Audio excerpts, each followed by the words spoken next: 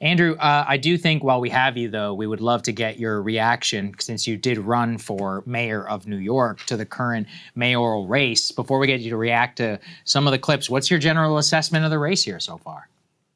No, I see the same things you all see. Zohran is on track to win. To me, the question really is whether he gets a majority against both Cuomo and Sliwa, which I think would be very helpful for him. To have a mandate to head up to Albany and say, look, guys, I'm the new mayor. Let's get some stuff done. Yes. If he gets less than 50.1% in the November election, then it's going to be easier for folks to push back and say that he doesn't have as broad support. So to me, he's going to be the next mayor. And the question is the margin of victory. So let's take a look a little bit at, they had a debate last night. So on stage, you had Zohran, you had Cuomo, and you had Sliwa as well. And Zohran, let's start with this one. Zohran having a good moment here, knocking Cuomo for his former leadership of the state of New York. Let's take a listen. Shame on you. No, it is always a pleasure to hear Andrew Cuomo create his own facts at every debate stage. Yeah. We just had a former governor say in his own words that the city has been getting screwed by the state. Who was leading the state? It was you. Governor Hochul. You were leading the state for Governor 10 years, Hochul. screwing the city. No. You cut homelessness funding. You cut funding for the MTA. You as a You did all of these things, my friend. That's That's the you. past 4 years. It's the past 4 years. I mean, there's a few things to say about it. First of all, he's just really good at this, right? Second of all, he's using the fact that this guy, you know, had lots of experience as a weapon against him. Like the idea that, oh, you come in with all of this pedigree and all of this resume and that's going to set you up, which is clearly what Cuomo thought. I mean, he thought this was a shoo-in. He thought he'd barely have to show up and they would just coronate him as the next mayor of New York City. That dynamic has flipped on its head. So I wonder what you made of that moment and some of those dynamics in general. It is fascinating, Krystal, because Cuomo has sky-high name ID, but not all of it's positive. I mean, if you look at the numbers, there's a very deep ambivalence about Cuomo's time as governor. And so when he runs on that experience, it is something of a double-edged sword that Zohran can use against him, as we saw in that clip. It is interesting to me as someone who was on that particular debate stage, I mean, sometimes physically, where there was a time when you kind of know people are going to come after you. Mm-hmm. You know attacks are coming, and then you literally talk to the folks on your team to say, okay, if they come at me with this, like, what am I going to respond with? But Zohran clearly both has that, and he also has spontaneity. I mean, some of the stuff he's coming up with in the moment. One of the things I'm curious for your view, Andrew, having run in the race, is that you ran in the Democratic primary. The Democratic primary base seems much more open to an outsider than, let's say, at the time that you ran. What happened? Why do you think that that is?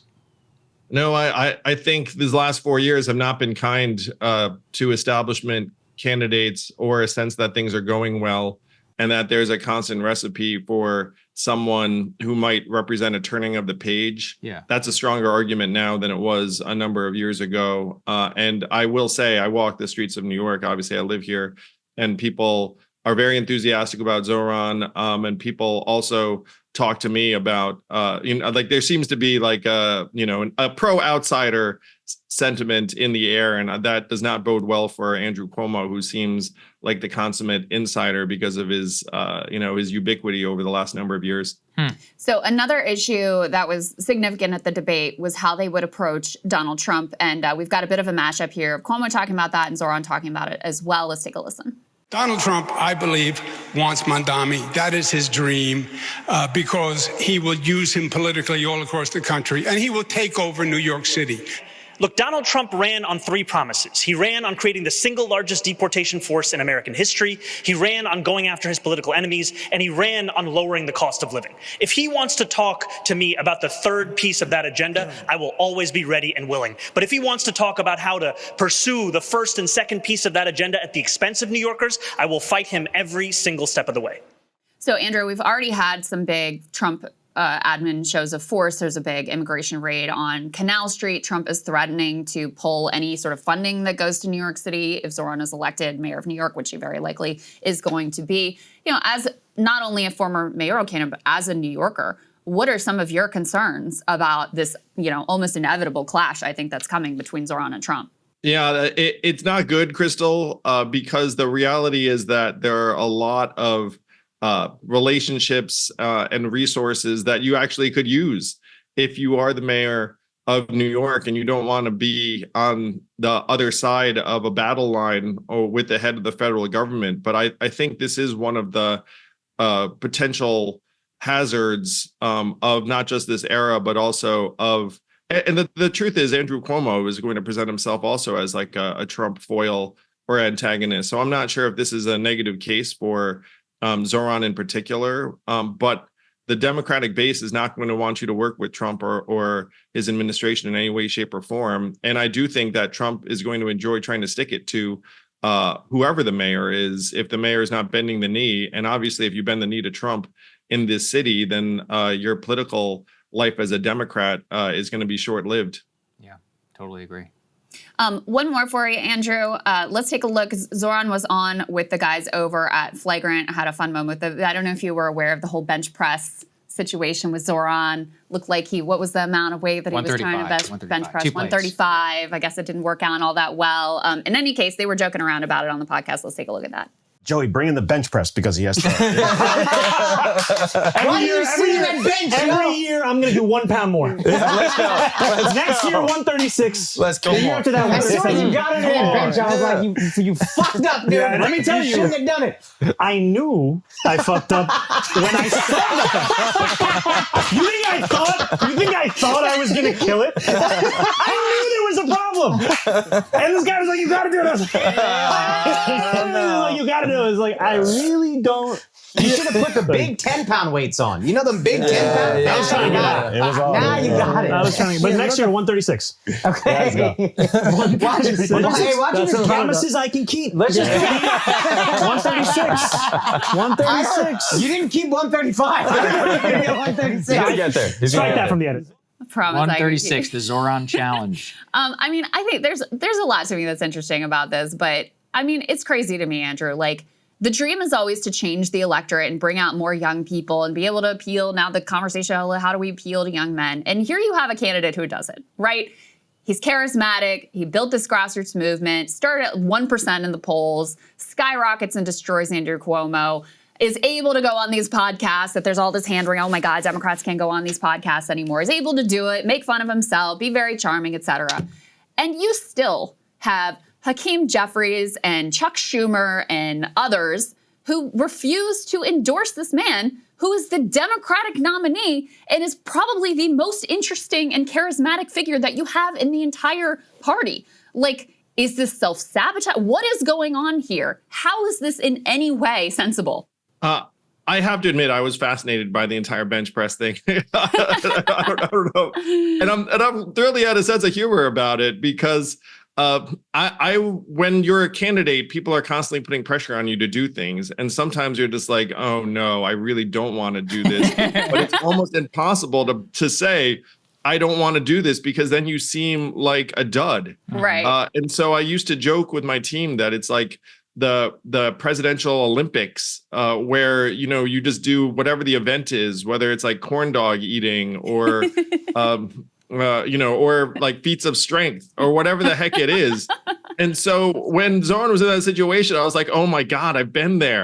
Like I've been in front of that bench, figuratively speaking. I mean, heck, when I ran for mayor, they were like, I was at a gym and then they like challenged me to do pull-ups, and then you can't not do them because you're like, oh God, like I don't want to seem like a How wimp. did you do? And that's the question, Saagar. And I was like, how many effing pull-ups am I going to be able to do? I Because think I don't if you even could do know one, that's right now. Most I people don't can't do know. one. And so but then you also get adrenaline in you because they're filming it. Yeah, right. So I felt Zohran's pain deeply. And benching is something that, like, you either are experienced in doing or you're not. Yeah, it's like right, if you're like a normal person who is not bench pressed a lot, then it's going to be really hard to bench press 135, and people will be like, oh, 135, blah blah blah blah blah.